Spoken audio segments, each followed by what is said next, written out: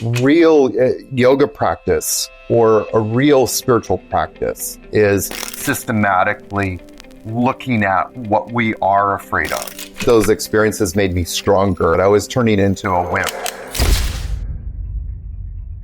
How did that feel to you, if you remember at 5 and 6, being told that what you wanted to do wasn't what you were going to do? I actually did enroll in ballet, but I think my father had enough of that and said, no, he's going to go play soccer instead.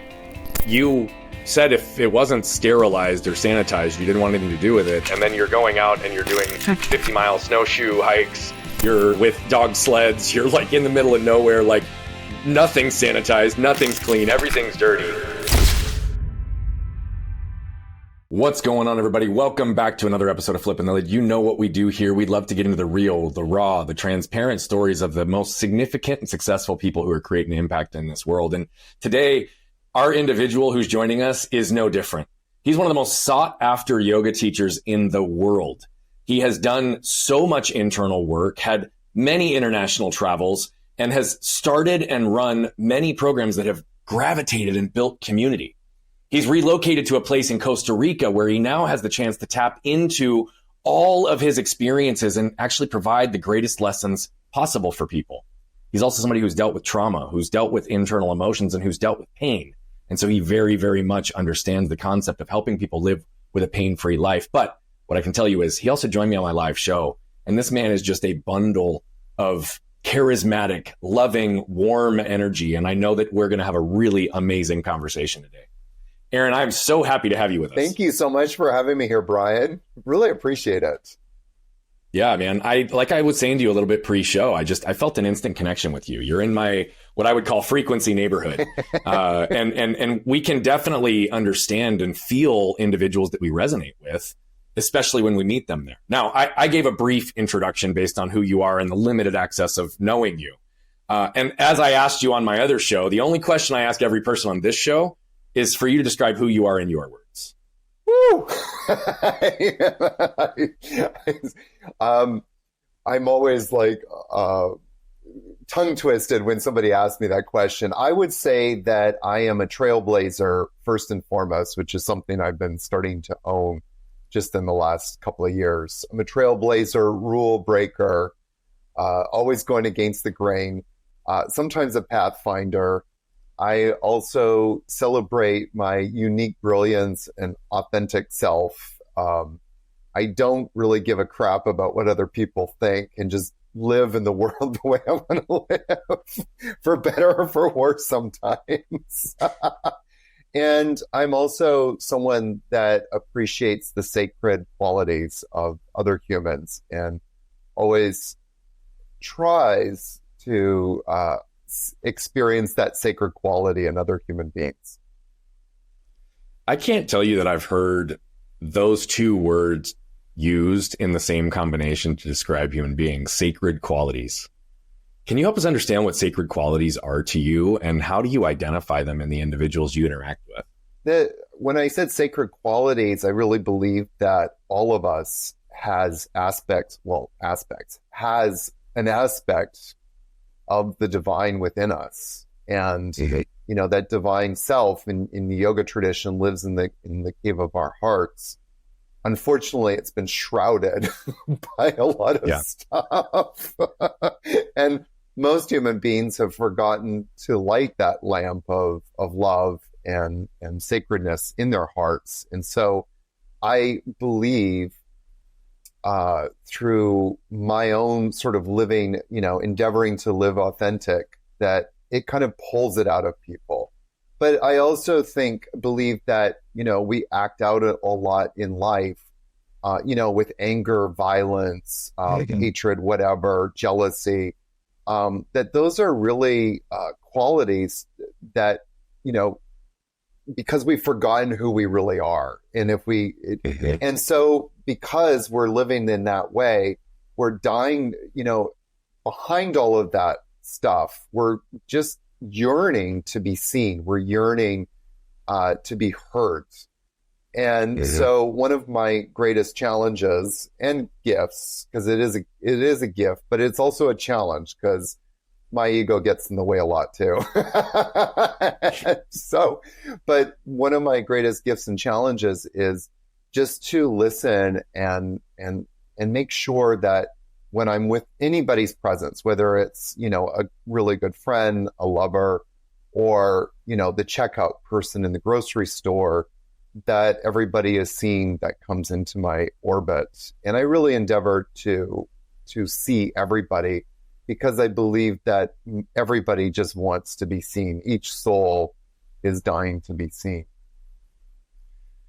Yeah, I love listening to you talk. When I say you're in my frequency neighborhood, you're also definitely in our deep alignment in terms of just universal truths and how we all operate. Yeah.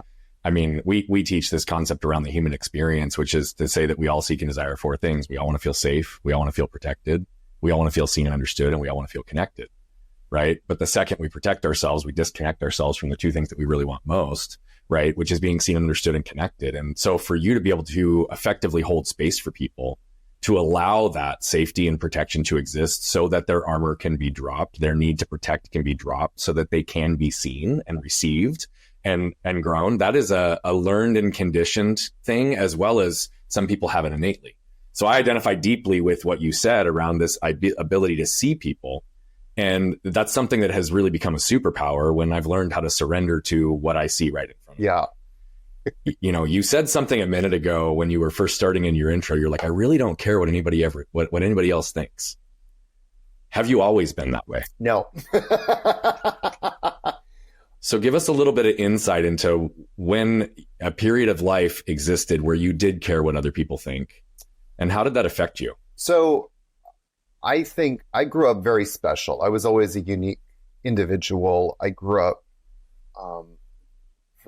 I have my youth is kind of a split screen, but one side of that screen is I grew up in a very loving community, and I grew up as a Christian.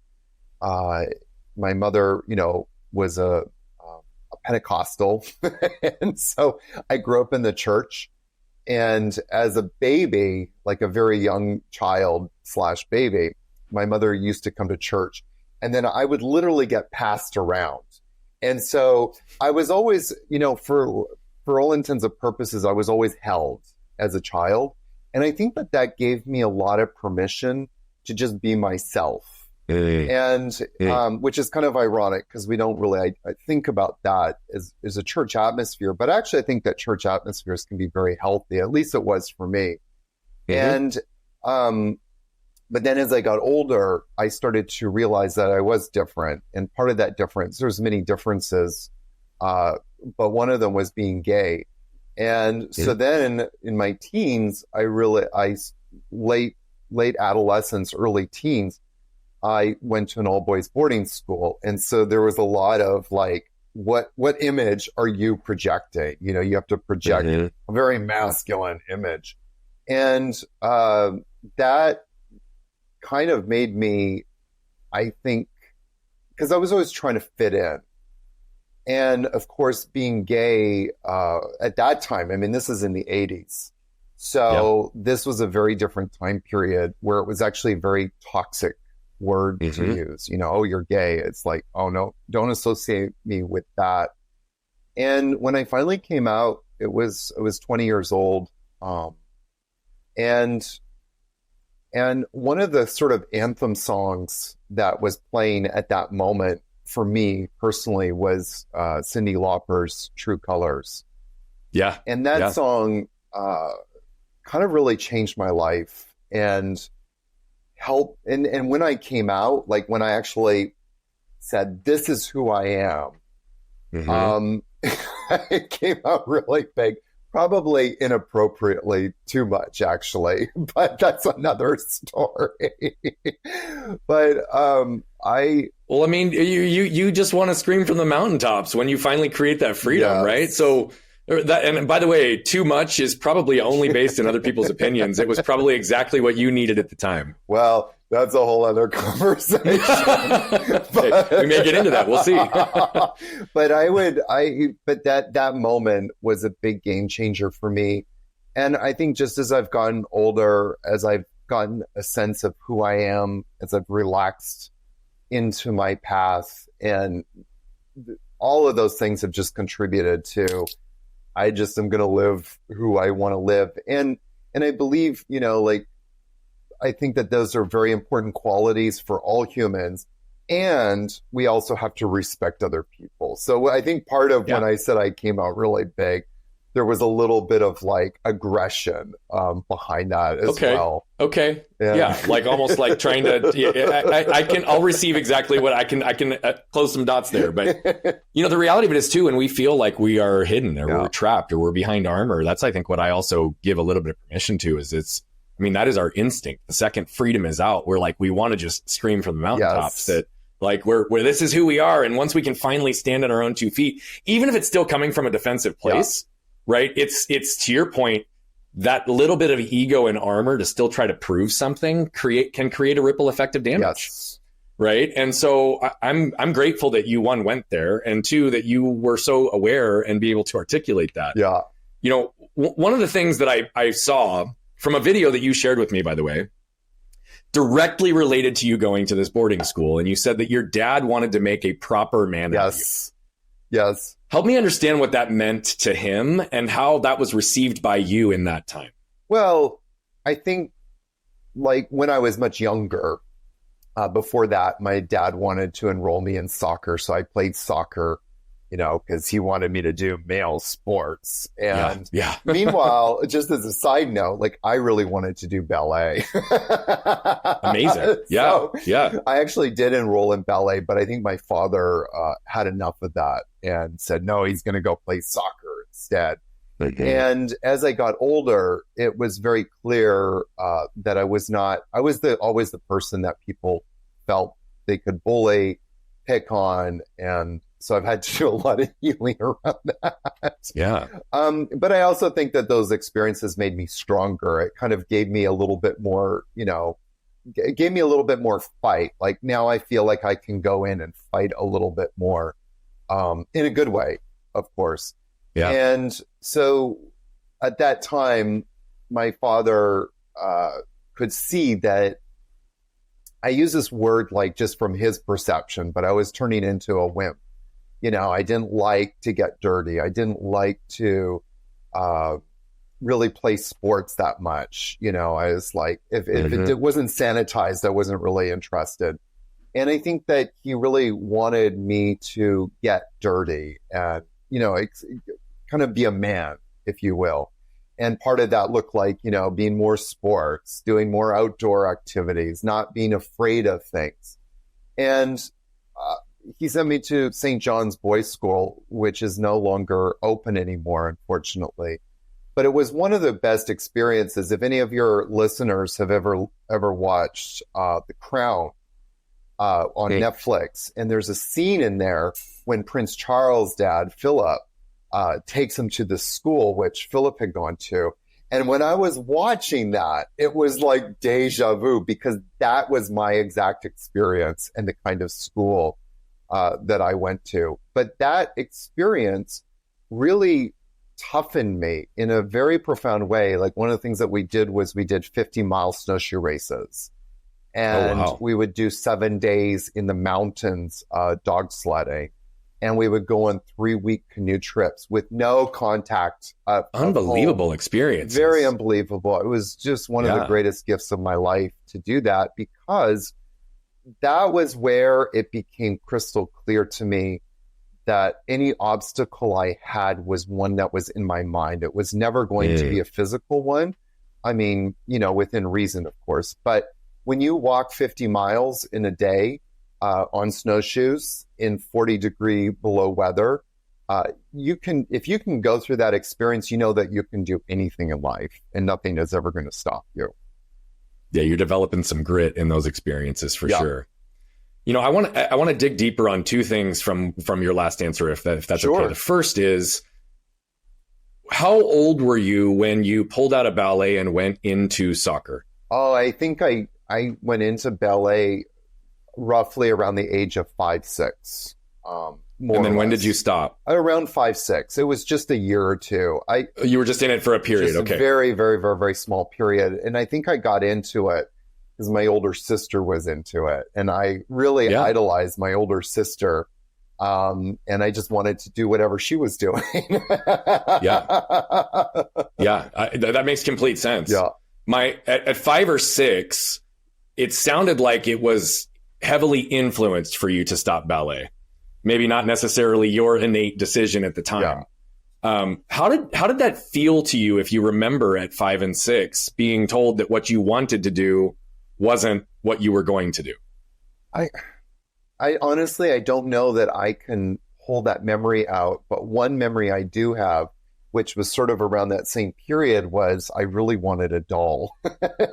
So I grew up with 2 sisters, and I got it into my head that I really wanted a doll. And of course, my father wouldn't have anything to do with it. So my mother's mother, my grandmother, who I was very close to, and I was her first grandson. And she was very old school British. My grandmother is, to this day, she passed away 25 years ago. And to me, she's still an enigma, and I've written about her, talked about her. But she actually went and got me a doll in private. And so whenever I went over to her house, which I often did, she would pull it out. I love that. And I think that for me, there's been a creative side. Like innately, I'm very creative. I have 2 parts of my personality. One is very, A-type personality, manifester, but it's also driven by my creator, by that that nurturing instinct within me, And so, first, sadly, that was never cultivated as much as it could have been as a child.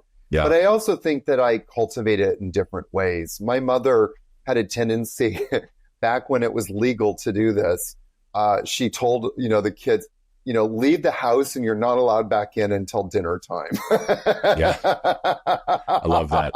And so I grew up in an area in Victoria where the ocean was really close.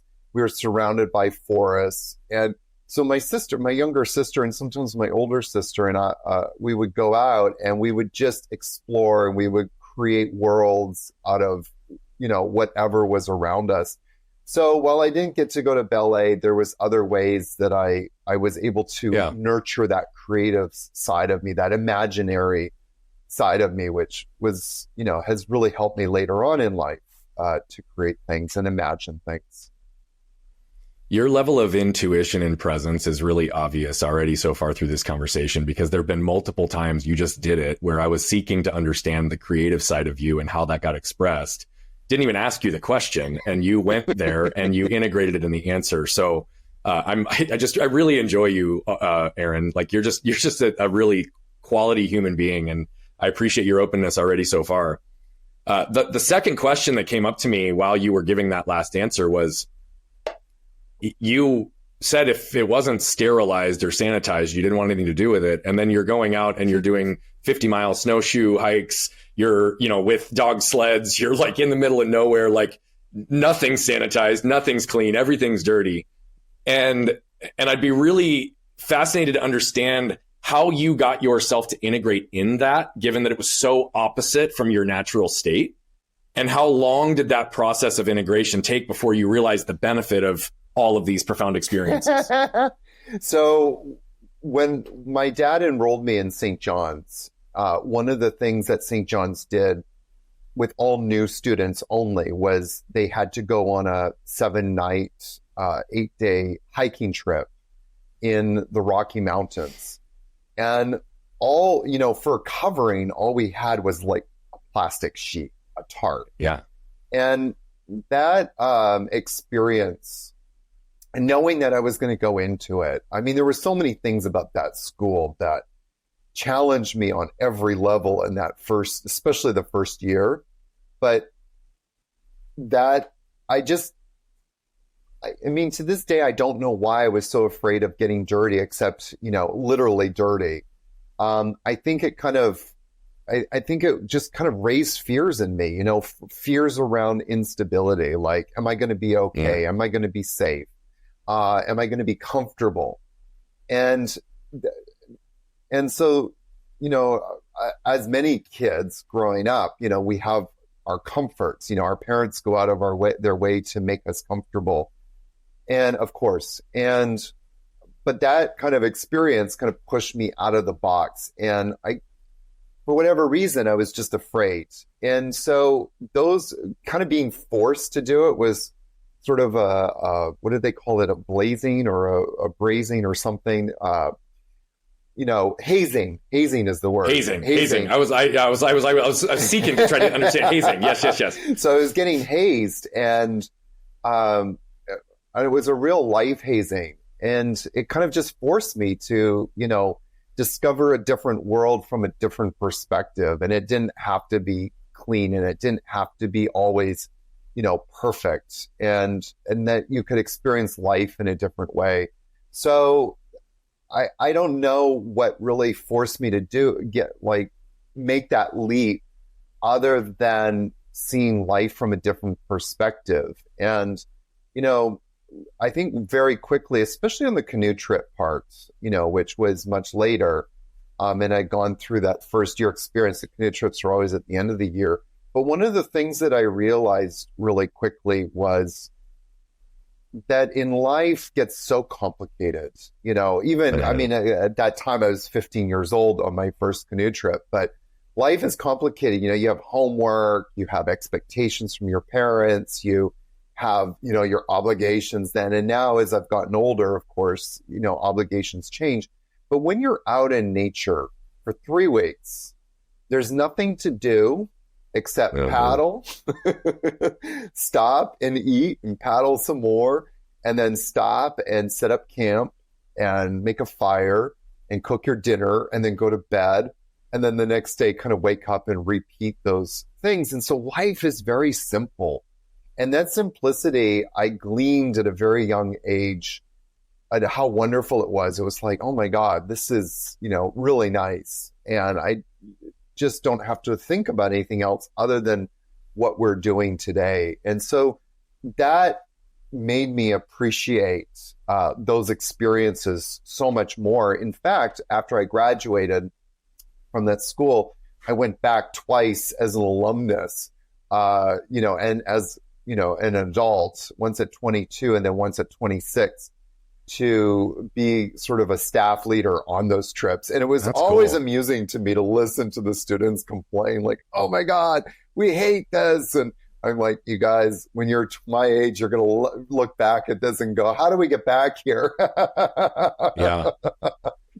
In such a beautiful way, you just gave like a master's class on perspective and, oh my gosh, the word just blinked from my head. What I was just going to say to you. Perspective. Oh, and the power of presence. Yeah. Okay. I mean, you just extracted that through your nature experiences, and you really were able to shift where and how that became meaningful for you.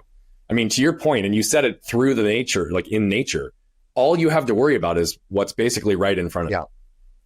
Right? Which in reality, that's all we ever have any influence or control over anyway, regardless of whether we're in nature or in our business or in our relationships or whatever the case may be. It's one moment, one breath, one step at a time. Yeah. And so I love the power of perspective. Before I jump a little bit further, there's one other thing that jumped out at me that I would love to understand your thoughts on. I want to know the power of affirmations for you, because I know you started them very early. And as it relates to affirmations and identity and visualization, as a manifester, as a trailblazer, right? How have these been critical in your life? And what have been maybe some of the most profound affirmations that you've used in periods of your life? So I'm going to kind of jump a little bit, but so I'd said earlier that my mother was a Pentecostal Christian. Yep. And right around the age of when I was around 11, 12, she started to move away from that camp and started to move more into, sometimes we call it the New Age movement, the more spiritual movement. And that kind of like embodied many different things. But one of them was this idea of creative visualization, this idea of affirmations. And she got really deep into it, really deep into it. I don't know if any of your listeners have ever heard, but of this guy named Brian Tracy and the Phoenix Seminars. And so my mother had all of those audio tapes and then gave them to me. And so I was listening to this at the age of 15, if you can imagine. Oh, man, I love it. And I think, that changed my life in profound ways. But she also spent a lot of time with me, helping me to start setting up affirmations. And there were some very profound, useful affirmations. But one of the things that she did was really get me into creative visualization. So imagine that I'm like this, 16-year-old kid. I'm learning about the power of visualization. And so one of the things that I did was I really wanted to make a lot of money that following summer. So I started my, grade 10, that year, putting up this sign in my kind of locker at school. It was $3,000, which, in 1986, that's a lot of money for... Especially for a 15-year-old or however you were at that time, yeah. Yeah, to have, but that's how much I wanted to make. So all my friends laughed at me, like profusely, like, what do you think this is, And every day I would look at it and I would think, okay, this is how much next summer that I want to make. Well, what ended up happening was I actually got a tree planting job. And the guy that hired me knew my stepdad really well. And he really doubted me. He's like, I don't know, this young kid, he's skinny, doesn't look like much. And I had to really convince him, like, I can do this. Coming from, snowshoeing 50 miles a day, I think I have enough grit. And so I did it, and I ended up making that $3,000. And so that kind of like really reinforced this idea of the power of creative visualization. When I moved to New York, I was around 28 at the time, and I made this decision to move to New York and teach yoga. And it was like way off the deep end, way off my comfort zone, outside of my comfort zone. And for whatever reason, I decided to take the train. I thought it would be a very romantic notion to take Amtrak from Seattle to New York. Don't ever do it. Just don't do it. But that idea... I was like, that sounds miserable to me. Yeah. Well, you learn these things through direct experience. But that time gave me a moment to just sit with a lot of myself and kind of think about many things. But as I was taking the train, a lot of fear came up. And I kind of went into that fear. And what kind of dropped in was, what is on the other side of that fear? Limitlessness, being open to the idea of becoming limitless. And that was actually a moment that for about 8 months later, I would realize how tantric this was. The idea of Tantra, by the way, the definition of Tantra is to become limitless. So when we hear about tantric practices, it has nothing to do with sex, by the way. It's about getting out of the limitations of your mind. And what dropped in on that moment, you have like these spiritual downloads. What downloaded to me was this affirmation: I'm opening myself up to the universe of limitless possibilities. And so anytime I went into fear, because of course, many times, even after I got to New York, I experienced a lot of fear. Like, what am I doing? Am I doing it right? And I would just drop into that affirmation and feel this universe of limitless possibilities opening up. And I didn't know, and that was trusting that, not knowing where I was going to get an answer, where I was going to get a client, where I was going to get a student, where I was going to find support. It wasn't like not really knowing, but just trusting that it was going to come. And that helped me get out of fear, which is limiting, into opening up to receiving whatever I needed to receive. So that was, for me, the most powerful affirmation I've ever used. I love that. We've said to our kids for a very long time that all the greatest things in life are on the other side of fear. Yeah. We, our very first brand, and we've got it integrated in a lot of different things, is an infinity and this whole concept of no limits. I just genuinely, really deeply appreciate the way you approached that. And to your point, like tantric energy, right? Kundalini, like being able to tap into all of these things is something that's really, really profound. One of the quotes that jumped, and it was a co-collaborated quote with myself and my meditation and consciousness teacher. And it's literally the root of fear, fear takes root where the light of truth doesn't shine. Mm-hmm.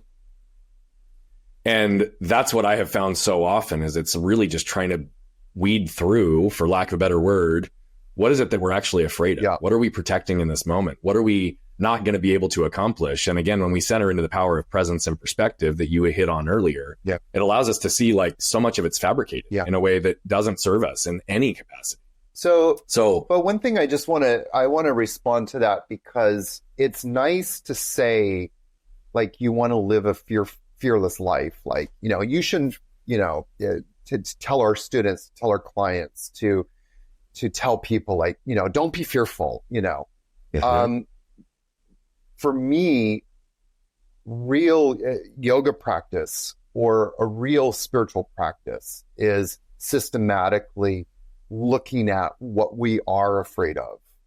Yep. And not saying, okay, I shouldn't be afraid of that, but dissecting it and 100%. and getting into it. And so one time, like, this is many years ago now, probably about 8 years ago, I used to swim a lot in the ocean on my beach in Costa Rica. And I used to walk down about half a mile away, and then I would swim back to our beach. And one day I went down there and the waves were just like so, huge and enormous, like 15, 20-foot swells, and they were coming in.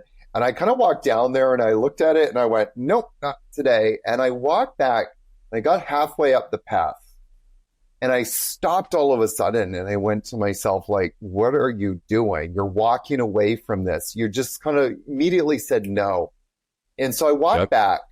By the way, I actually stood in the middle of that path for about 5 minutes deciding what I should do. And I realized if I didn't at least go back, that I would inevitably walk away from anything in life, always walk away. So I walked back, I watched the water, and I realized, yeah, it's a little scary, but it's not outside of my capacity. I then decided, okay, I'm getting in. So I got into the ocean for 5 minutes and then got out. But that's kind of like what the process is. And I think, like, as teachers, we need to encourage people to walk into their fear and take a look around and go, is this within my capacity? Is it outside of my capacity? Do I need support? Or is it literally going to cause me harm? And that's kind of like what I did in the ocean. Was the fear was in my head. It was uncomfortable. And immediately we as humans have a tendency to translate anything as uncomfortable and call that fear. Like, I'm afraid of that. No, you're not afraid of it. You're uncomfortable with it. And so you and I were talking about before, like, words matter. So one of the things in the yoga tradition, there's 3 charges the Himalayan masters lay out for us. But the first one is learn to become fearless in life. Overcome all your fears, because if we're fearful, we can't do anything in life. Well, thank you for slowing it down and providing clarity to that, because again, there is deep, deep, deep alignment in the way that we view that. I think fear hones our focus and it gives us feedback if we're paying attention. Yeah. If we're willing to step into it. And what I would say is one of the better books that I've read on the concept of fear comes from an author named Dr. Susan Jeffers. And it's called Feel the Fear and Do It Anyway. And she has a really interesting framework for understanding the layers and levels of fear. And the root of all fear, as she simplifies it, is the answer to am I going to be okay? Yeah. Right. And so in so many situations, it really is about seeking clarity and digging deeper and understanding that sometimes what we believe we're afraid of actually has nothing to do with what's in front of us. It has everything to do with our conditioned patterns and belief systems from how our grandfather looked at us when we loaded the dishwasher incorrectly when we were 7, right? Like, legitimately though, like, there is so much of that like people get transported and react in moments around something that has nothing to do with in front of them. Now, in your case, the ocean, larger waves, like, guess what? That's a natural response to human survival. Like, it's like, I can drown and the mother nature is so strong. I need to be conscious about what I'm about to do here. But that's a very pragmatic application of like a physical fear that you can root it in. Right. But so often these fears have nothing to do with our physical safety. right? And so I loved how you slowed it down and really took it there, because that is the work that needs to be done. Yeah. That people have to sit with it. They have to unpack it. They have to feel it so that they can heal the things that they're actually protecting in the pain behind that armor. Like, that's what it's all about. Yeah. So I deeply appreciate the way you communicate about it. You know, again, you did it again. You jumped into 28 in New York. I hadn't even asked you about yoga yet. And you started down the yoga path. And I really wanted to know that, because I think that your journey and entrance into becoming a yoga teacher, which I would argue now is you're a yoga master, you've created a whole bunch of new techniques. You're actually approaching it completely differently, which I'm excited to delve into. But give us a little feel into those early days, because you started a couple of different programs. You brought some men together in particular, and you did something that probably was very considered taboo in many cases still today, but yet was a real strong expression of freedom and connection. Yeah. So could you give us a little bit of insight into that journey of those first few years as you were jumping into this part of yourself? Yeah, I before I moved to New York, I was living in the Caribbean, and before that, I was living in Vancouver, which is where I'm originally from, Vancouver, Canada. And so I started getting into yoga like a lot in my 20s, and I started to make that shift to, I really want to become a yoga teacher. And so I started building a career in Vancouver. And by hook or crook, I ended up getting jobs on the cruise lines, which then led me to living in the Bahamas and in Haiti. And it was at that time I decided, like, I should really use this time to find out, what does it mean to be a yogi? What does it mean to have this quote unquote yoga practice where I'm doing this every day? And at that time, you know, I just want to specify, I was living at that moment my dream life. You know, remember we were talking about creative visualizations? Mm-hmm. One of mine was this Caribbean beach, you know? So amazing. I always say, be careful what you ask for, because, you know, you can manifest things very quickly. Somehow I manifested this life where I was living on the beach, you know, practicing yoga. But what started happening was something very interesting. And there was this inner discontentment building inside of me. And it was like a soulful discontentment. Like I wasn't where I was supposed to be. And that's kind of what ended up leading me to New York, was that I realized I needed to be teaching yoga. Like my real gift was in teaching yoga. So that's what kind of led me to New York. I would say that in those early years, like my yoga practice was not quote unquote spiritual. It was more physical. And through that physicalness, you know, and you hear this a lot with some yoga people, like it's through the physicalness that they get into the spiritualness. Yep. The starting point wasn't spiritual. The starting point was physical. Yep. But what happened shortly after I moved to New York was I met my teacher, Rod Stryker, who then introduced me to spirit and opened up that world. And Rod has this uncanny way of tearing the veil down between the seen and the unseen, between the self and the sacred.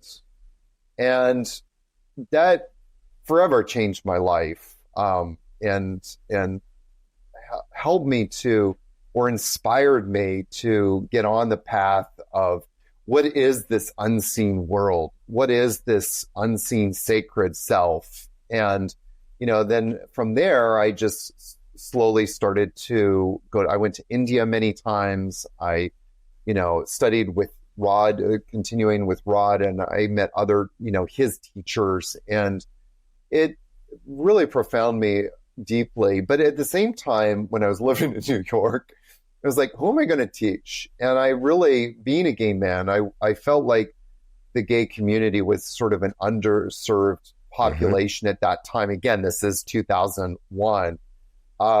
And right around that time, about a year or two before that, Madonna had gotten into yoga and really, you know, made it a thing. And of course, gay men love Madonna. So I use that as sort of one of my windows in. And, what gay man doesn't want to be like Madonna back then? I mean, so Madonna's amazing. I mean, I'm a straight man, and I very much am like, Madonna's a badass. Like, I want to be like Madonna. I want to be a material girl. Let's go. So there was like this kind of like thing. And then there was another component, which when I went to boarding school, we had communal showers and we were, in dormitories. So we were very, not like we hung out naked, but there was like this comfortableness, and this masculinity. When we went on these canoe trips, we didn't wear bathing suits into the water. We just went, in our natural selves, and there was nobody else around, of course. And then when I moved to Vancouver, Vancouver has one of the most famous naked beaches in the world, called Wreck Beach. And so that was one of my favorite places to go during the summer. So when I went to New York, I kept thinking like, wouldn't it be great to just like do yoga naked? And I was in the more faster paced yoga, the more power yoga back then, where you used to sweat a lot. And so it was kind of like, you just wanted to rip your clothes off anyways. And so that one day, and again, this was like a spiritual download. I was walking Those are the best, across the street, and I kept thinking to myself, what am I going to call this if I do this? What am I going to call it? And that's when this word hot nude yoga dropped into my space. And that became like its own revolution. I had a documentary filmmaker, not that I hired, she just out of her own interest wanted to make a documentary about this because she found it so fascinating. And she came up with a slogan, which she allowed me to use after that, which was, it's everything it says, but nothing like it sounds. That's amazing. And that's what hot nude yoga was. It was like, and what I started to see was this enormous community building up, which wasn't something I really, I had hoped it would happen, but I didn't expect it to happen to the depths that it did, because, obviously, well, I shouldn't say obviously, but one of the rules, unspoken rules, but it was very clearly put in the subtext, is that there was no sex allowed. We were not allowed to have sexual contact. We were allowed sensual contact, i.e. like putting your hand on somebody's heart, giving somebody a hug, but there was no like sex. Like this was not the place for that. And what I started to see was all of this energy, which men innately carry very differently than women. We carry sexual energy very differently. And a lot of men, I would say, express, sexual energy through their dicks. And what I started to see was that energy transmitting and transmuting through the heart. And it was mind-blowing to just kind of see that happen, and how it started to manifest, which then kind of, that energy then started to, allow me to start leading yoga retreats. And that's how the whole retreat thing kind of started. Well, it's not a surprise given how you create safe, protected spaces for people. And thank you really for giving absolute specificity to that one primary rule, because I do think that in and of itself is all about setting expectations up front, like controlling the environment, right? Like setting a healthy boundary to protect everybody that's in the room, because, although everybody seemingly is there for the same reasons, right? That's not always the case. But when you can create the purity in it, it really does allow for people to grow and expand and love in a way that's different. So that's not overly surprising to me. I also, believe, and I this is one of the things that I look at. I think that there's a whole different level of freedom that comes with nudity in general. And, I've actually said to my wife for years, I've participated in yoga. We've done hot yoga, all these different things. I'm like, babe, like we should do naked yoga together at home. And I don't even mean that through a sexual energy, right? To the whole point of what you just said. It's like I have access to my wife whenever I desire or want, as long as she's willing and able, right? But the reality of it is like in that case, it's a different way of connecting. It's a different level of movement. Yeah.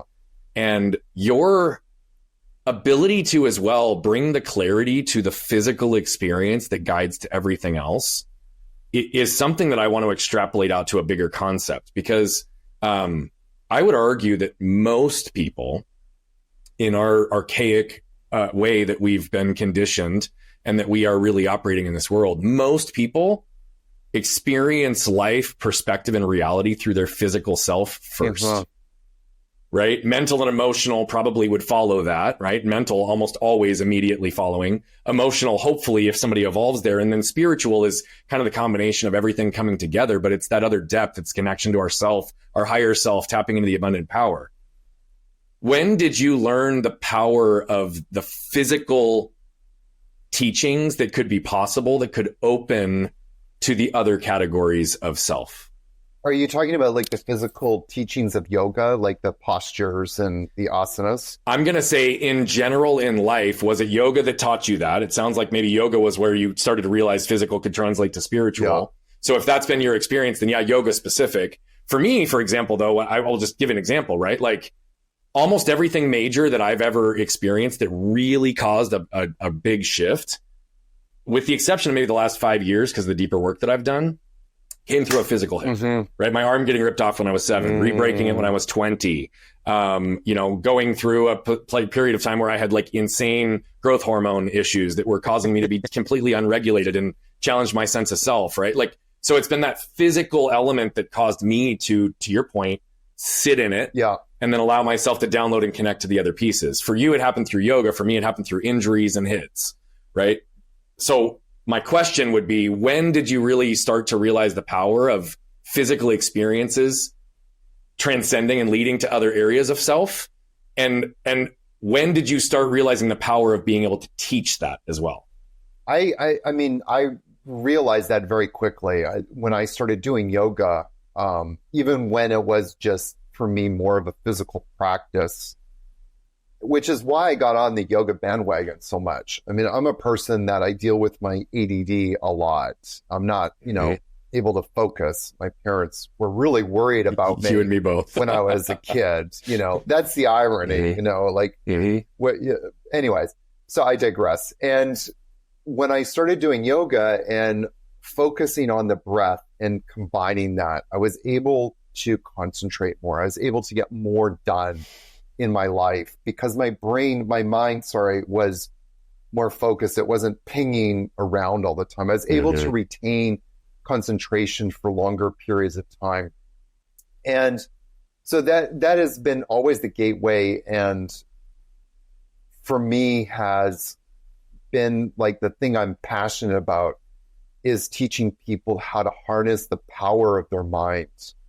One of my favorite quotes from Swami Rama is, the mind is the warden of your prison or the key to your liberation.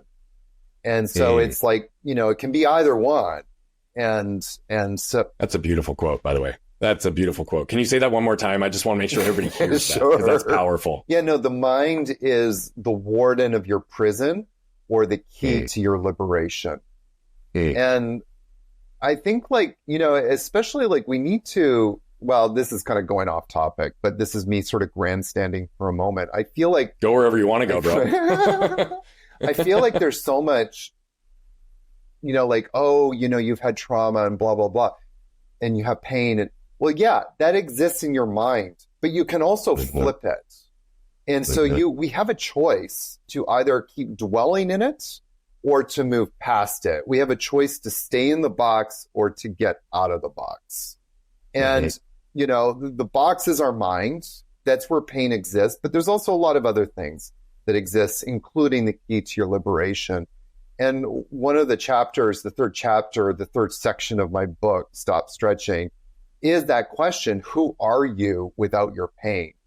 And so that's what I focus on a lot is, getting out of ourselves. And the question is, do you want that? Because if you don't want it, if you want to stay in prison, that's also fine. So that's kind of where a big part of what my role is. But coming back to your other question, it was really Rod that started to show me you don't have to do the physical so much to get into the spiritual, to harness the power of your mind.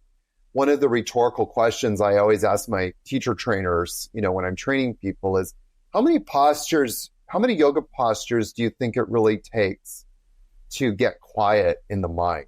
and it's a rhetorical question, but sometimes you talk to some people who have a very strong practice, and for them, they need to do a 90-minute practice. And that's not really life applicable. There was one time, I kind of joke about this because there's one time when I was coming home from Colombia and I was coming to Costa Rica. I was flying from Colombia to Costa Rica and they wouldn't let me get on the plane. And they said, no, because you need this certain paperwork. And I'm like, I didn't know I needed that paperwork. And I have to get home and I have obligations and I can't be stuck in Colombia, which is kind of funny, right? But what am I supposed to do? Excuse me, I need to do a sun salutation right now. Excuse me, I need to jump into Chaturanga Dandasana, which is like half plank pose. So our yoga practice, at some point, we have to transcend the physical and learn how to go to that place in yoga. It's actually referred to in Sutra 1.3 as the Svarupa. Like we're rest within ourselves. The goal of yoga is to be eternally at rest within ourselves. And so if you need to do a 90-minute practice to get to be at a place where you're pristinely and perfectly at rest within yourself, then your practice really isn't that life functional. Yeah. And so that opening and that awakening got me into, okay, what are the practices? How can I get, to be at rest without moving my body? And so that leap started. And so, you and I have talked a little bit about in the last part, like my accident in the Himalayas and how I broke my leg in the Himalayas. You did it again, bro. Keep going. I love it. It's the third time. You're doing it. I love this. Keep going. But when, I met Rod in 2001, I broke my leg in 2007 in the Himalayan mountains when I was hit by a boulder. And we're 26 kilometers away from any help. And there's only, in that moment, I can't break into Chaturanga Dandasana. It's virtually impossible. Especially not with how your femur was. Or a sun salutation, right? What do I have? I only have the faculty of my mind and I have my breath. That's it. And so many people always ask me how I got through that experience. And there's kind of like three things that got me through that experience. But the first and foremost was my breath. And that became one of my living mantras at that moment was inhale 4, exhale 4, inhale 4, exhale 4. And I always say, thank God I met Rod, because he prepared me, I always say, for that moment, teaching me how to work with my breath. And so that became I transitioned from body to breath and being able to access spirit through breath was really the biggest transition. I'm so happy you brought it down to the most simple thing that we can control, which is our breath, right? I think to your whole point, the ability to drop in doesn't require any physical movement of our body. It only requires us to quiet our mind and focus on our breath. And then we get to drop in if we allow ourselves enough practice in doing so. Yeah. That was something that I really struggled with for a long time. Obviously, the pain that I had, I also felt the need to, work off my stress and work off my anxiety and push things to the limit. And really, I was creating all this other damage in my world. The one question I would love to really explore for you on the journey that you just talked about, the Himalayas. Talk about what the process of surrender looked like in the moment while you had to have other people carrying you 26 kilometers out when the largest bone in your body was broken. Well, I think it's important to state that I was in complete denial that I broke a bone. You didn't have x-rays to prove it yet? Yeah. There was no proof. To me, I had just badly bruised it or something. And when I saw the x-ray, which wasn't until about 3 days later, my eyeballs popped out of my head because the bone literally broke and then was paralleling each other on the x-ray. And there was it was jagged, it did not look okay. being a person who's an A-type personality, who's grown to be very self-sufficient, it was not easy, as you can imagine. And that's kind of part of what my practice had prepared me for. A big part of my practice was this cultivation of faith in the divine and gathering this image of being held by the divine. And for me at that time, the divine took the image of the Divine Mother, which is what Rod introduced me to. And so that was something that remember I said there was 3 things that kind of got me through that experience, but that was one of them. Was this enormous faith that I was going to be held, or that I was being held, sorry. And so the irony of all of that is that when the people came to get me and carry me back to the cars, which was many hours later, it was like 7 hours later or something. And the temperature was already dropping, we were on the mountain. There was a moment when I really thought this could be it. Because there was no firewood. All of our clothes had gone back with the porters.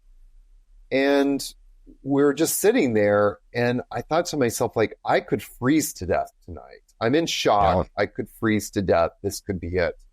So I had to make peace with many things. And I think that moment was the moment that I just surrendered to it.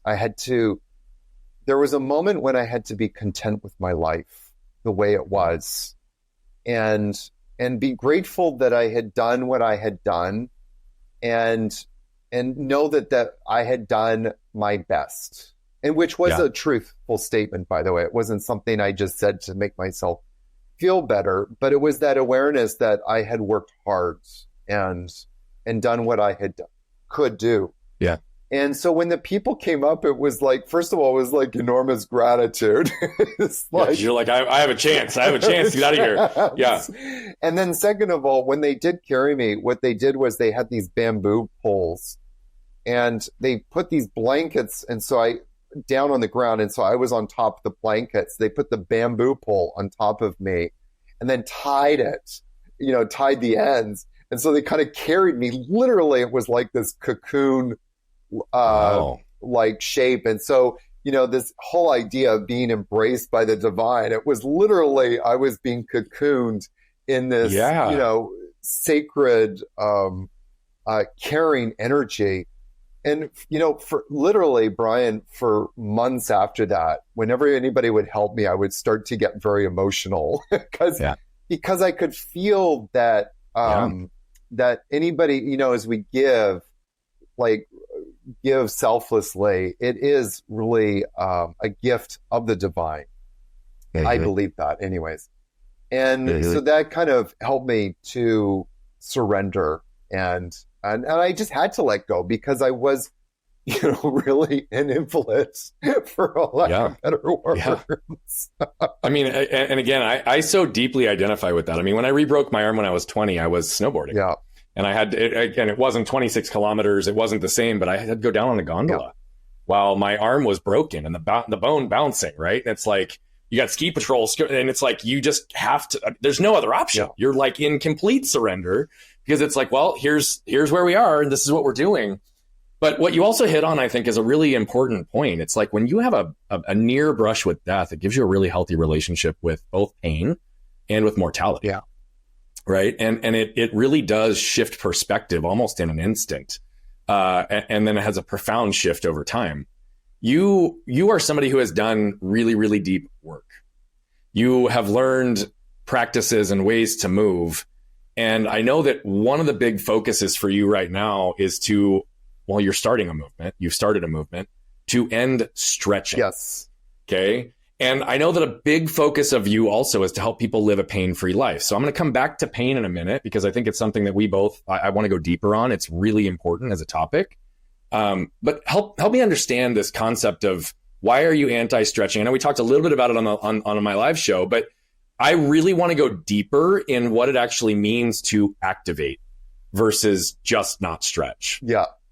Where do I start? Why stretching? Why stop stretching? So you can imagine, like, you have this connection between your brain and your muscles. Your muscles, your brain, or your central nervous system, more specifically, knows where your muscles are.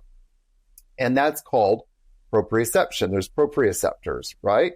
Mm-hmm. And so in a healthy neuromuscular connection system, when the muscle senses instability, it sends a message to the central nervous system in the form of gamma motor neurons. There's gamma motor neuron coactivation. And that sends a system or a message to the system saying, hey, we need to contract. And the central nervous system sends a message back saying, okay, contract, contract, contract. This happens, by the way, in a nanosecond. Like, it doesn't, It's not as long as what I explained it. Okay. And so your muscles should always be able to contract and contract on demand. And so there's, in a healthy system. Now, that communication system can become compromised. And it can become compromised through a few different ways, but one of the top of the list is stretching. And so there's like this, muscles, have an ability to lengthen and shorten. And a muscle's ability to lengthen really depends on the opposite muscle's ability to shorten. And if a muscle is not able to shorten properly, and I'm going to use now, for example, like hip flexors, which includes your quads, the quads, specifically like rectus femoris. And so if that muscle is not shortening properly, a reciprocal muscle, the hamstrings, tighten up. Why does it tighten up? Because the body is feeling like it's unstable. So the way it deals with instability is say, tighten up, tighten up, tighten up. So hamstrings tightening is really a sign that your quads are not working properly. And so if I went to go stretch my hamstrings, now I'm, first of all, and I think it's important that people really hear this, is that you are violating your body's own protective mechanisms. So your body is in a protective state. And I just want to think about, like, if you experience trauma, like you got attacked, or you're in a car accident, or, you had a home burglary or something, you're in a protective state. Yep. And what do some people do that are like kind of, I'm just going to say, a little ignorant? They come up to you and go, just relax. Right. I had no idea where you're going with that, but I love that that's what you said. Yes. Just relax. Just relax. Just chill out, and you just sometimes want to punch them. It's like, if you had any fucking idea what I've been through, like... Yeah, I think the worst things that you can tell somebody to do is just relax, Yeah. So anyways, I digress. So you're in a protective state. And the funny thing I think about yoga specifically, because that's really my lane, is in the yoga world, people are always like, yoga teachers are always like, hey, this is a practice to honor yourself, to help yourself heal, to, be with yourself and to be in your body. Why would you then teach people to violate their body's own protective mechanisms? And I think that's kind of really important. So the correct thing to do would be to then address the instability, which is, in this case, if I have tight hamstrings, why are they tight? Well, there's something not working. But if I go and try and force those hamstrings to lengthen, now I've not only violated my body's own protective mechanism, but I'm now disconnecting any kind of proprioception between the brain and the muscles. Those muscles lose their ability to contract and contract on demand. There's no more stability. And what's even more disconcerting is that not only do the hamstrings have a negative effect, but also all of my hip flexors are now having a negative effect, because not only have I not really addressed the problem, which is, hip flexors that are not activating and contracting properly, I'm now actually forcing them to go beyond what their contractibility is because if you stretch the hamstrings, you're now forcing the hip flexors to overshort, if that makes any sense. In other words, there's no accountability. And so what we're interested in doing is building up more internal accountability, building up more proprioception, and starting to activate muscles in that way. So like so what you're saying is that we have a really highly connected body, and if we just treat the symptom through a traditional mechanism, we're actually creating more damage and not paying attention to the ripple effect of those decisions. Yeah, I mean, I got into yoga because I was really tight in my hamstrings from all the snowshoeing and, dog sledding and cross-country running, et cetera, et cetera. So my hamstrings were tightening because my hip flexors were not activating properly. And so then I ended up spending the next 25 years violating my own body's protective mechanism, which then led me to the hospital because I was in so much pain. I mean, I shared with you on our live. Can I just say one more thing? That please, because a lot of people go, well, how do you know? We can test a muscle's force output. And every single time you activate a muscle, you can test and it's stronger. It can contract on demand. As soon as we stretch that muscle, it's like not only is the muscle testing weak, the person can't even connect. So if I'm like, say, lifting the leg up, you tell the person, lift your leg up. They can barely do it sometimes. So you can test these things. It's not just like woo-woo or made up or something. We can actually test a muscle's strength and know whether or not a muscle's connected. Sorry, you were going to say something. No, I mean, again, I'm happy you shared that because that's really powerful. And by the way, don't ask permission, jump in. I need your knowledge that can be shared in the way that you articulated. It's accessible for many. Thank you. Right. A lot of what you talk about resonates deeply with me. And some of this really through a lens of I had to learn how to do some of these things myself because there wasn't a healthy model out there for it. Right. My body is significantly unstable. I'm imbalanced. I have a curve in my spine. I don't have a lat on the left side of my back. I don't have a tricep. Right. My bicep is my gracilis from my leg. Why do I tell you all that? All the concepts that you just talked about with having two sides. Well, guess what? I don't have the contrarian piece on my arm. I don't have those pieces that are pulling. I have a pec that's pulling forward and I have a lat that can pull it back. Yeah. Right. Why do I say all this? There have been all of these different hidden places where my body carried pain in an attempt to protect. And I stretched for years. I still do some stretching. I'm going to admit it. I haven't fully broken the habit yet. But the more I talk to you, the less I want to do it because I don't see a positive outcome. And I resonate with this concept of activation, right? Again, going back to the concept of our mind and our breath and our ability to drop into our own bodies. I have found the ability, which I think we all have access to move energy through my body, to completely loosen a muscle just with focus and with breath on it, to activate a muscle or something behind it with just focus and breath on it, to move and remove pain from my body in places that don't need to exist there, right? And then also to your point, in moments of perceived trauma, be able to actually be centered and clear despite crazy physical pain, right? Because I have an ability to be calm and centered and connected through a lot of what you're teaching. Mm-hmm. Again, the more traditional modality is to stretch, right? Yeah. Any athlete has been told stretch before you work out, stretch after you work out. Any strength training and conditioning, it's stretching is involved. And so this is deeply ingrained in our society. So 2 questions on this. One, for those lifelong stretchers like myself that maybe haven't gotten as evolved in being able to move certain things like I have and you have, how and where do they start with the activation process? Mm-hmm. And how do we, in your opinion, normalize activation versus stretching in the masses? I think it's important just to say one thing right off the bat, that we have to remember, and we learned this in grade school. We learned this, when we were kids in school, that the purpose of muscles is to move bones and stabilize joints. Mm-hmm. So muscles move bones. Like if I bring my arm over, what is doing that? Well, I've got my pecs. What are my pecs doing? They're shortening. Mm-hmm. They're not elongating. They're shortening.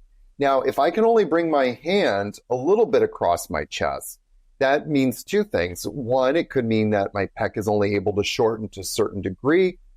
And maybe because my traps or my rhomboids or something are tightening. Well, why are they tightening? Because my pec isn't able to contract so much. So if we want to improve my range of motion, I need to improve the muscle function, which means I need to improve a muscle's ability to contract and contract on demand. So that's important to kind of understand. So like, for example, with me in the tight hamstrings, if you lie on your back, you lie flat on your back, legs straight out, and then you lift your right leg up as high as you can. And maybe for stiff Biff, he can only get it up 60 degrees or something. His hamstring is pulling on him. Why is it pulling? Because the quads aren't contracting properly. So stiff Biff is just going to work that. He's going to bring the leg up as high as he can.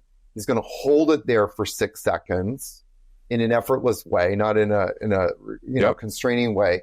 And if you repeat that a few times, you're going to all of a sudden notice, oh yeah, either A, my hamstring isn't pulling on me anymore because the quads actually start working properly. And B, sometimes you'll even start to notice you have more range of motion, which is really cool.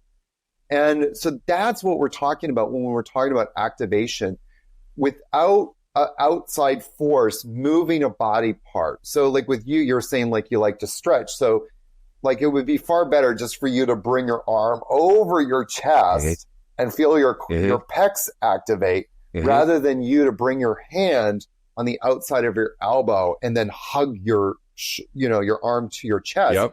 Because without the hands, it's dynamic. And so there's now accountability, just like that leg example. If you're bringing the leg up, there's no strap, you're not grabbing the leg, you're just using muscles. That's what I'm talking about when I'm talking about accountability. You're activating that proprioception, which then in turn starts to activate those muscles.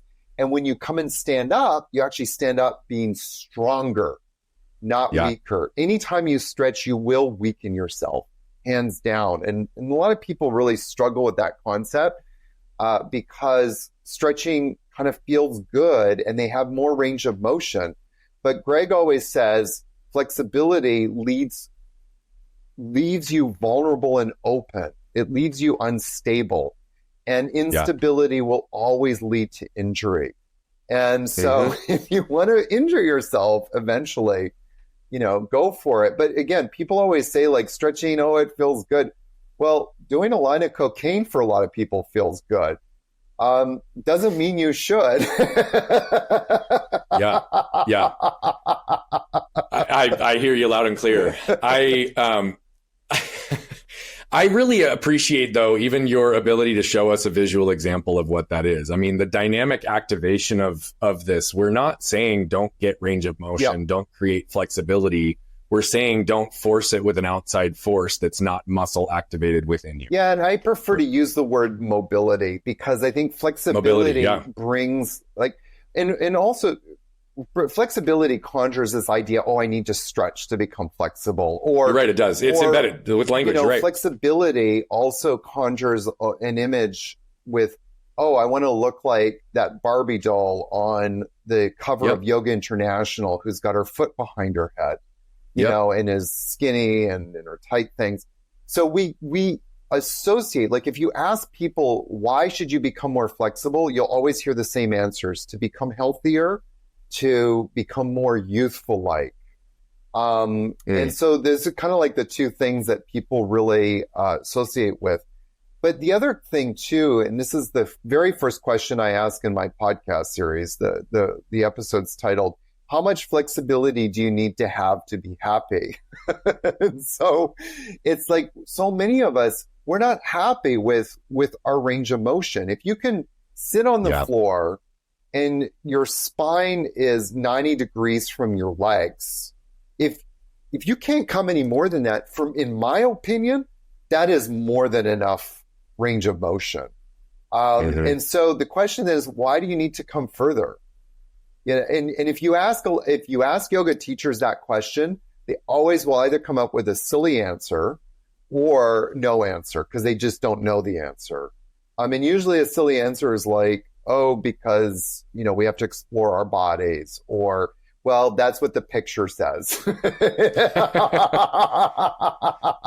I really do think that mobility, to the whole point of language and words, really does bring it with absolute clarity, because it's about functional mobility. Right? It's about figuring out a way to have the range of motion that you need to be able to live the life that you want in a place that you also aren't experiencing pain and resistance as a result of it. Yeah. Right. I mean, again, in this connected nature of our bodies, I mean, you know this, I'm not going to go deep on this, but again, we start talking about chakras and meridians and how deeply connected we are. I mean, we can massage 1 or 2 spots on our feet and completely loosen up our traps and our neck, right? Everything is interconnected. And when we start to understand that, to your point exactly, even around fear, right? When we can sit in it and drop into ourselves, we can start to see, oh shit, I'm flaring up in my shoulder right here, but it's really coming from my low back and my hips because they're out of center because I slept funny, right? I could be treating the symptom of my shoulder when in reality, the source of it has nothing to do with the shoulder. It's just transferring there. And so mobility is what it's all about. Yeah. And just to kind of just say like that tightness in the shoulder again, or in the traps, that is a protective mechanism. Yeah, it is. And so the instability is coming somewhere else. The body is like sensing instability. And so it's like saying to the traps, like, okay, contract. And you kind of nailed it right on the head. A lot of times, most of the time, the upper traps are contracting.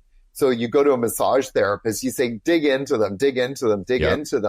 When in fact, what you really should be doing is getting the lower back muscles activated. So that was actually a really astute observation. Well, again, it's just in my own body. That's one of the connecting points I've found is like my low back, or, the upper pelvis, my glutes, my hip flexors.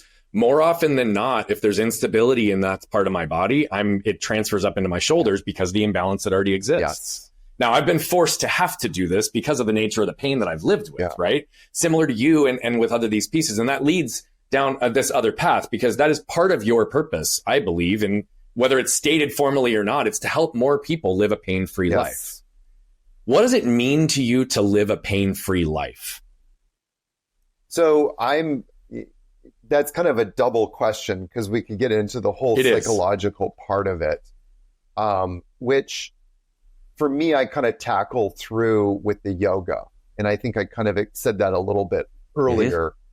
But for me, the bigger part of it is the physical part of it. And so much of our mental state is affected by our physical state.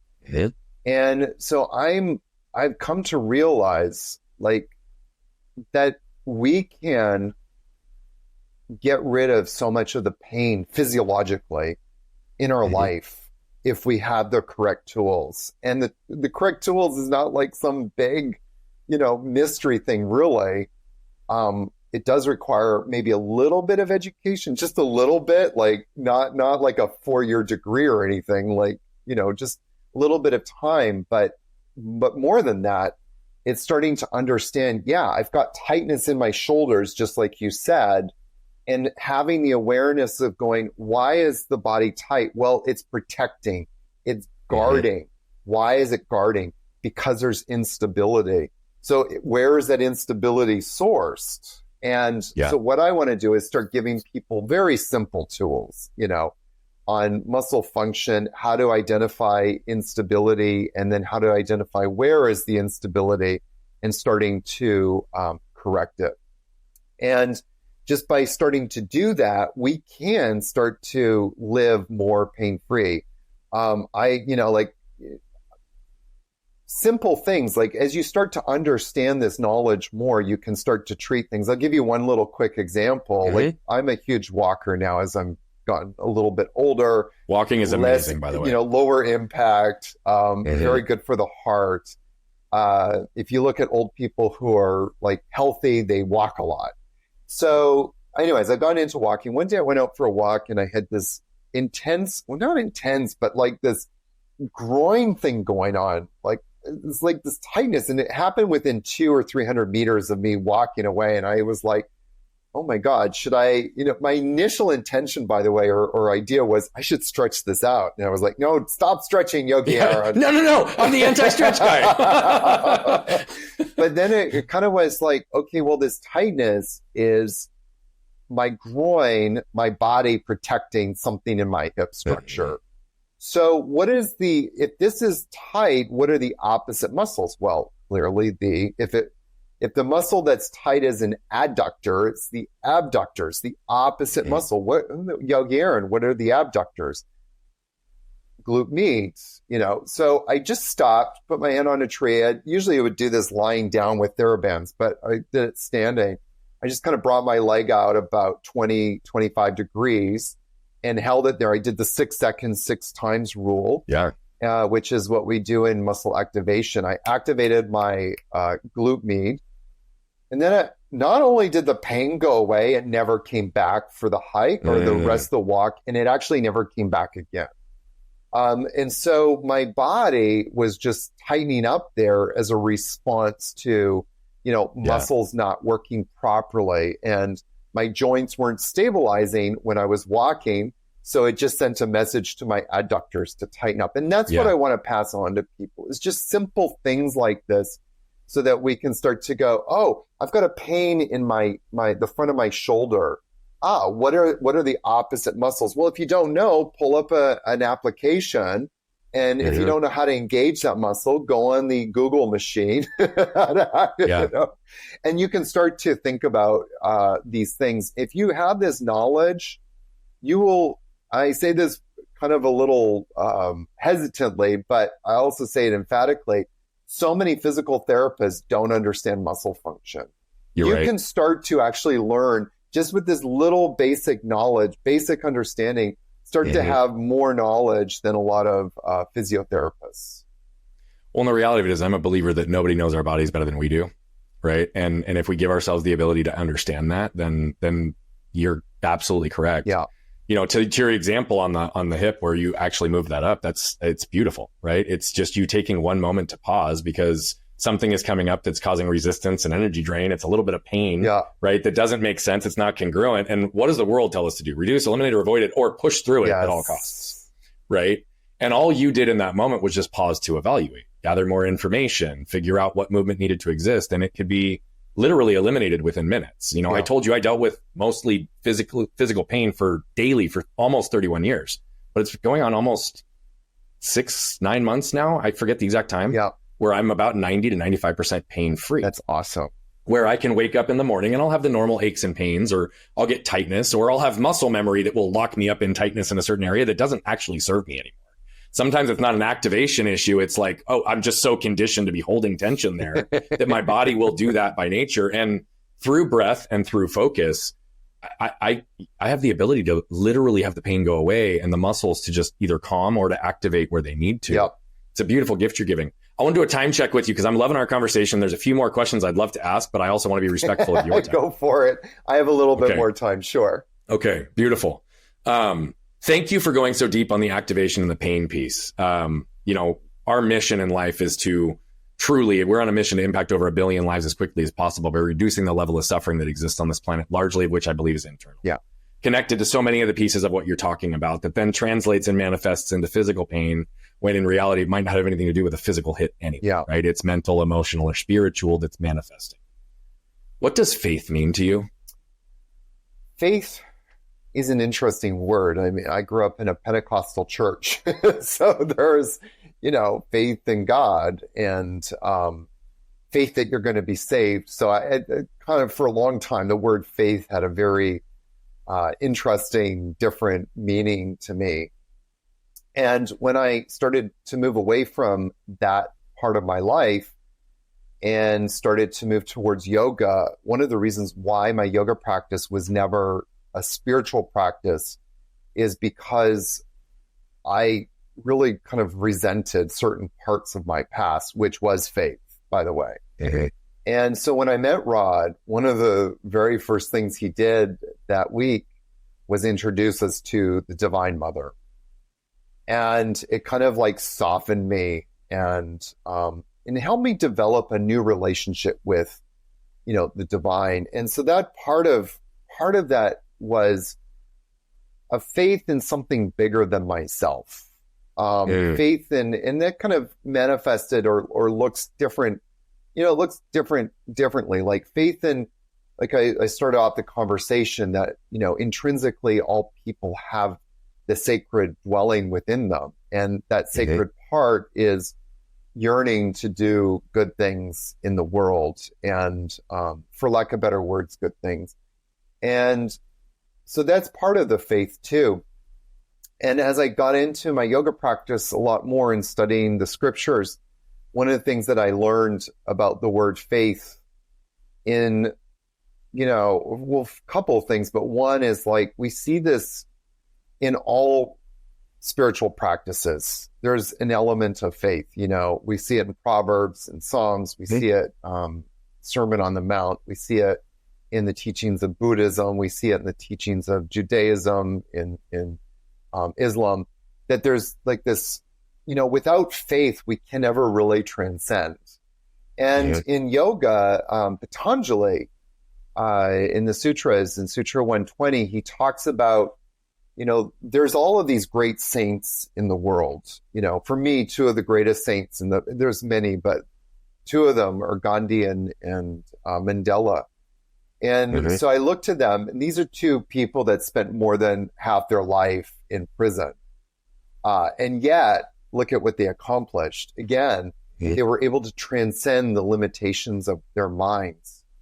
And so how is that possible? And Patanjali says that these great people, he lists 5 qualities that they have, but the very first quality and the other 4 don't happen without the first one. So the first one has to happen for the next 4 to happen. The first one is faith. And the word faith in Sanskrit means shraddha, S-H-R-A-D-D-H-A, shraddha. And shraddha, the direct translation of shraddha means a joyful state of mind. And, one of my favorite Psalms, by the way, that King David said was, make a joyful noise unto the Lord, and let him fill your hearts, basically. Yeah. And for me, like, that is shraddha. That you are in that joyful state of mind, that joyful state of spirit, joyful state of the sacred. And, circling back, by the way, for a moment to our pain discussion, like, people that are in mental pain, now I'm back to mental pain, that they don't have shraddha in their life. There is not a lot of joy.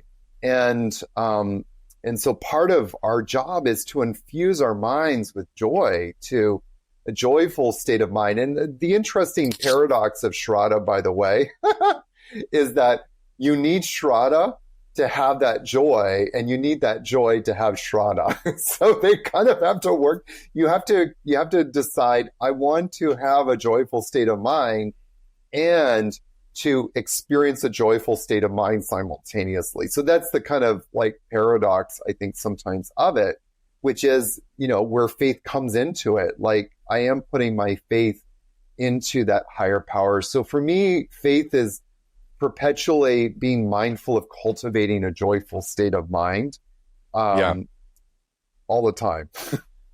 Again, to the focus on intentionality with words and language, I appreciate that you bring things back to Sanskrit, right? And I think it allows us to see things through a different lens, right? Yeah. Karma is one of my favorite words to interpret in Sanskrit because it's literally defined as action. Yes. That's what it translates directly to, yes. Right? People believe like karma is something that's just like this good energy, but it's like, no, it's actually defined as action. Yes. Right? And so I love that. What you also just said, though, you call it a paradox, but it's the paradox of truth, which is life, which life is all about contrast.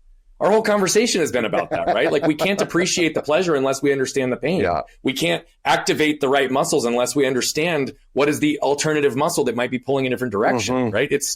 Life is all about contrast. And when we can exist within the contrast and seek the perspective within, I think that's when we really do get the freedom. Yeah. It's beautiful. I have to ask you about Blue Osa as we wrap up our discussion, because this just magical place that was a part of your life. I think you've been down there 14 years now. Yes. Give us a little bit of insight into the work that you've been doing and what that facility and venture has created for you in your life. Yeah, sure. I started Blue Osa actually 17 years ago. It took 3 years 17. to build. And so we opened it up 14 years ago now. And coming into our 15th year, oh my goddess. Um, and so it's Blue Osa was built for a couple of reasons, but the main intention was community and fellowship, giving people a sacred space to be and live in authenticity for, the duration of however long, they're there for. And that was really the intention. And that's, what has been cultivated. And so it's given me enormous amount of joy to provide that, over the years. And then, of course, one of my personal favorite things is even before I created Blue Osa, I was wanting to create a space for people to come and have an immersive yoga experience. Yeah. And so there's so many parts of Blue Osa that, like people come thinking sometimes it's just a beachside resort and they do yoga there. And little do they know, like we practice morning silence in the morning. That's Aaron putting his finger on the scale, like what a gift to have people come and be silent in the morning. And we just say it's part of a practice here and people just get on board with it. We do things like gather around the big table at night. Our table's like huge. Can fit 24 people around it. And so, we gather around the table at night and take a moment of gratitude and prayer and fellowship and reconnect, in that moment, we're all here together, living this experience together and together finding out what it means to be alive. Yeah. So that's like, one of the other things. And then there's other like little rituals that we, poke in there in a gentle way because we try and make it non-conforming, make it more inclusive. So we're not about putting rigid rules necessarily on people as much as we're inviting people to a space of reflection and exploration. So it's been really great to kind of see how people mix into that and their experience of it. And for a lot of people, it's very profound. One of the things that a lot of people don't know is that the space where Blue Osa is at is very sacred ground. And I don't really know the history of it, but when you come on the property, like you can be on the property on either side, you don't have that same experience. You come into our property, and it was like that before we built the buildings up and did all the, the gardening magic, if you will. But it was something that I felt the moment I walked on that property. And I was like, and every single person that comes on there feels it as well. Like there's just something that that's healing. And so people experience that healing very quickly when they're on the property. Well, I imagine it's only even stronger when your presence is around, my friend. It's so beautiful to even listen to you talk about these things. I mean, you integrated the inclusive element of community. It's about connection. It's about exploration. And I really appreciate that. I'm curious, what is either your biggest problem in life or business, or you can select which question you want to answer here. So either the biggest problem in life or business, or where is a place that you find yourself still protecting yourself that you desire to surrender? So it's funny you asked that question, that second question, because I've been working on releasing this course, this online course, and literally we just went live today. But I've been talking about going live since July. Okay. And people have been asking me, when are you going to go live? And I'm always like, next week. And I kind of had to do a little self-evaluation going, why am I holding back on this? Why am I not? I could have pressed the button a few, months ago, and I didn't.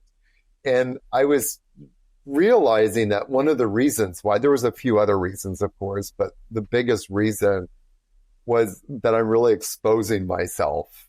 And so there was like that rub of, I'm really putting myself out there in a different way that I've never done before.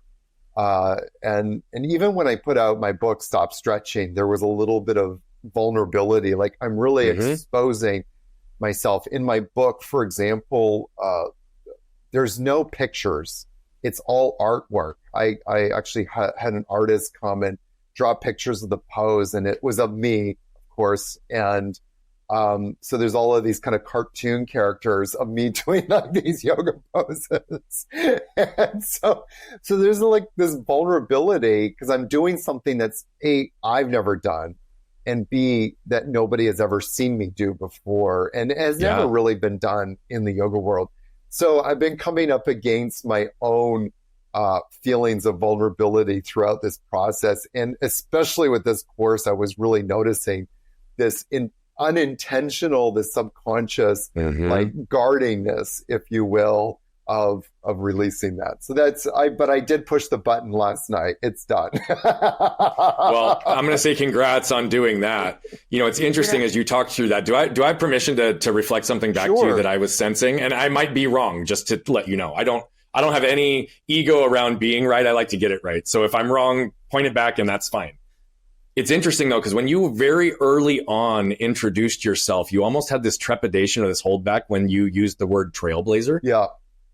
And it's like you want that to be a part of your identity. It is a part of your identity, yet there's still a part of you that doesn't fully embrace that as a part of who you are. And your actions and your demonstration and example giving so many others permission to be able to live lives and do things in a more adventurous way and in trailblazer way. And so this concept of stepping out and setting the tone and setting the trail and blazing the trail versus just what you just said, your internal conflict of like, I don't really want to step out there. I don't really want to do those things. It is a really interesting area to explore. And so I would just point you towards even that word and ask you to sit with what comes up for you on both sides of that. Yeah. And you don't have to answer that now. That's what I was reading. No, I appreciate it. Unless you want to, you can answer it now. No. I have to sit with that for a while. Because A, it's good feedback. And B, this whole idea of being a trailblazer, quote unquote, is a new idea for me. Like, I think I messaged a friend of mine, a really good friend of mine. I think it was about 8 months. It could have been a year ago. I don't really remember. But I wrote to her, and she's someone that knows me really well. And I said, I think I'm a trailblazer. And she wrote back and said, you're just figuring that out. Yeah, I'm like, duh, look at your entire life. So that's why it felt a little strange for me. It felt like when I picked up on that, like lack of congruence early, I was like, okay, well, I want to figure out where that is. And you just hit on it. Like, brother, man, you are a trailblazer. Thank you. You absolutely are a trailblazer. You've done it multiple times in your life. You gave so many examples of it through stories today. You are a living embodiment of what's possible. Thank you. And so I really want to encourage you to step into that and own that as a part of your identity, because once that part's whole, I think any of the trepidation for you stepping forward on any path is going to go away. Yeah, absolutely. Absolutely. And I have one thing to say to you, because I wanted to, Please. I've been dying to circle back to something you said earlier. Let's go. You said that you wanted to do naked yoga with your wife. And I wanted to tell you that there was a moment in my life when I really had someone very special in my life. And like me, he was also a nudist. And one of the things that we used to do together privately was practice naked yoga. And it was transformational. Like, I believe that. When we did it, we never did it with any kind of like, what was going to happen afterwards or anything. It was just, it's about the practice of doing that, come up just to like me in your and space. Say, hey, let's practice yoga together. And then he would drop drawers and I'd be like, that's awesome. Okay, that's what we're going to do. Okay. Yeah. But those moments, and sometimes there was a few times when it was just by ourselves and then we would, connect afterwards. Sometimes it would actually lead into some partner yoga, which was also really beautiful. And, but those moments kind of brought us together in a very profound way. So I'm all about create space just to be with each other. And it just so much magic can happen in that space. It really can. And, you and I haven't shared a ton of my story with you, but one of the things that's a part of my past is some of my pain manifested as anger for a lot of years, anger that created damage in ways that I didn't realize. And I talk about it openly, right? But I like to say now, right? My wife and I have been together for 17 years. We hid from each other for 14, and she's only felt emotionally safe with me for about 18 months. Yeah. Now, there's obviously some extreme nature to that example, because it's not like she didn't ever feel moments of these through our time together, but largely it wasn't the narrative. And since the emotional safety was created, the level and depth of intimacy, and again, I don't mean that on a sexual perspective, like just safety in every capacity, intimacy, complete vulnerability, complete surrender, not only with ourselves, but with each other, wasn't possible without that one factor. Yeah. And so I appreciate even what you just shared, and she and I are going to continue to explore this path. Maybe someday when she decides she's comfortable, she'll lean into the naked yoga with me. Until then, I'll just, I'll love on her in different ways. But my friend, how can people find you? I know that we've got, for all your links, we're going to put in the show notes, but I believe you've got a 7-day pain-free series that you wanted to specifically promote. So talk about that. And if you could, then give us a closing thought that you want to leave our audience with. The pain-free series that I love to make available is you can access it on yogiaaron.com. It's really, as I talked about earlier, part of my passion is to just give people simple education. And so each of the series has, I think it's a 7-minute video, more or less, on just kind of going through the different muscle systems of the body. So like we start talking about rotators, and then there's one hack to get the trunk rotators working. They're talking about the hip flexors, and then there's like one hack to get the hip flexors working properly. So it just kind of goes through just step by step, like, hey, this is what you need to do to improve muscle function. If your muscles are working better, your pain is going to drop. Mm-hmm. And we didn't really talk about the whole pain thing, but pain is always a byproduct of inflammation.